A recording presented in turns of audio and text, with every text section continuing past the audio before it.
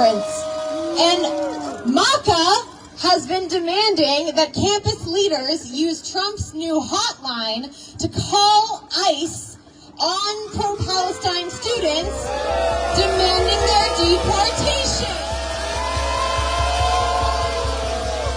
Send them back to Germany. Our community knows what it's like to be targeted for deportation. We should never be part and parcel of targeting others for the same for any reason. That's right.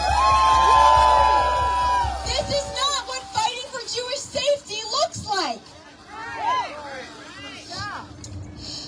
As neo-Nazis and their allies rapidly take over and dismantle our federal government, the ADL continues not to set its sights on them, but on college students. Shame! And in many cases, far from resulting in Jewish safety, this actually harms Jewish students. In addition to creating unsafe and often violent environments on campus for Palestinian, Arab, and Muslim students. There she is. So to talk about this, I'm going to call up Miriam to tell us about her experience as a Jewish parent and civil rights lawyer.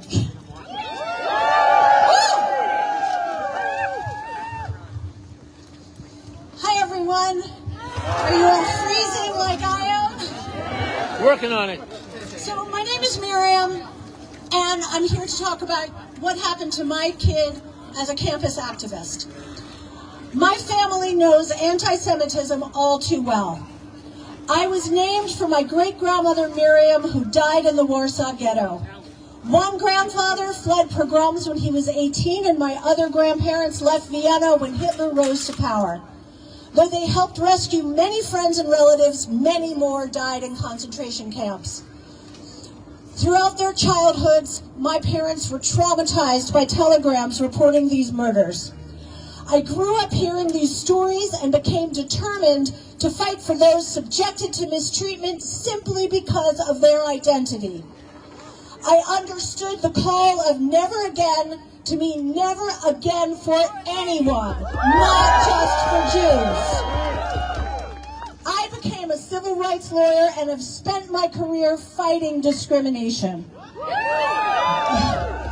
My children inherited this determination, and one is now a college activist at a public university. By law, this school must provide a discrimination-free environment for all. Historically, it's honored its First Amendment obligations, and in decades of student activism, it has never subjected peaceful protesters to disciplinary investigations or violent arrests just for protesting. All that came to an end after October 7th.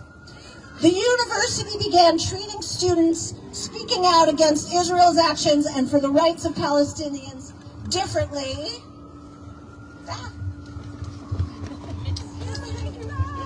I should have used my phone. Okay. They were thank you, Eva. Differently from all other activists in the school's history.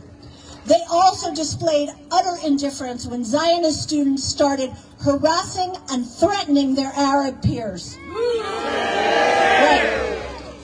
Campus police did nothing, saying falsely that the harassment was protected by the First Amendment, which it is not. Yep. Right, as a lawyer, I can tell you.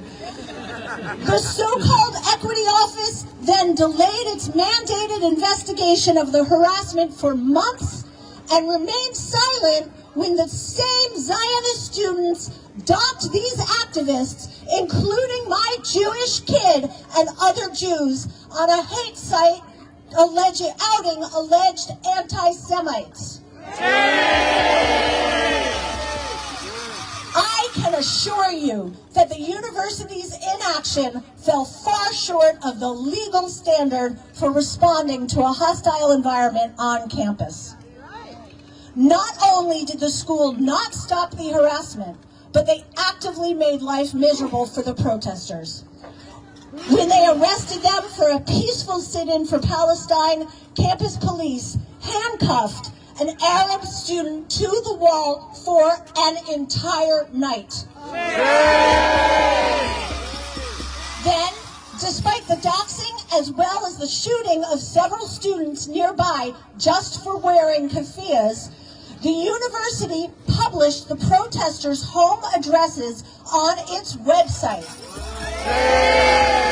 And they erroneously claimed it was legally required because they had been arrested by the school. Then, the study abroad director, whose Facebook profile was an Israeli flag, abruptly revoked the trips of students who participated in the sit-in and were scheduled to study abroad, leaving them without housing or classes the next semester. And when hundreds of students erected a peaceful encampment, which included a Passover Seder, to protest the genocide in Gaza, the university called in state police in riot gear. These armed police attacked and arrested several students, including one in a wheelchair who they threw to the ground. My own child was then seriously injured after 5 troopers tackled them. The school then subjected the protesters to a disciplinary process that hung over their heads for months, all just for peaceful protesting. As it turned out, guess where this is going? This change in policy was not random. After October 7th, the ADL emailed university administrators inviting them to, quote, allyship luncheons and campaigning for them to adopt the weaponized interpretation of the IRA standard that equates anti-Zionism with anti-Semitism.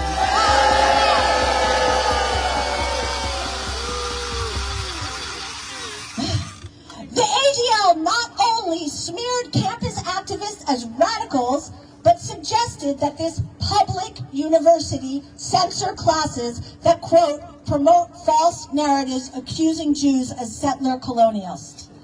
The ADL's behavior at my kid's school and elsewhere has contributed to the violent crackdown on student speech and made a mockery of the history of Jews like those in my own family who had to flee their homes and witness the murder of their family and friends due to anti-Semitism.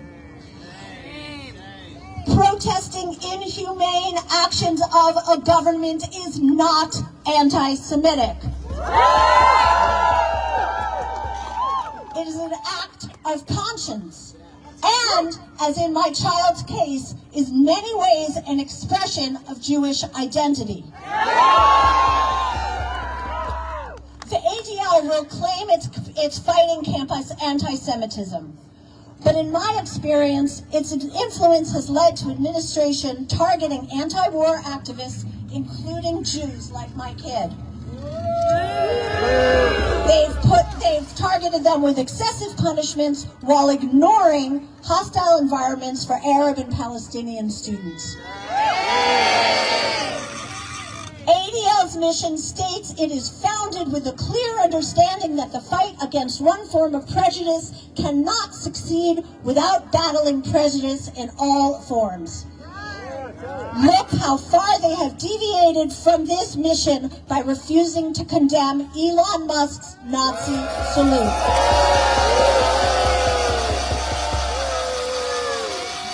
The ADL does not represent me or my Jewish family. In a country where, for now, the First Amendment protects free speech, the ADL's role in the McCarthy-like clampdown on students who dare to speak out against a genocide is shameful.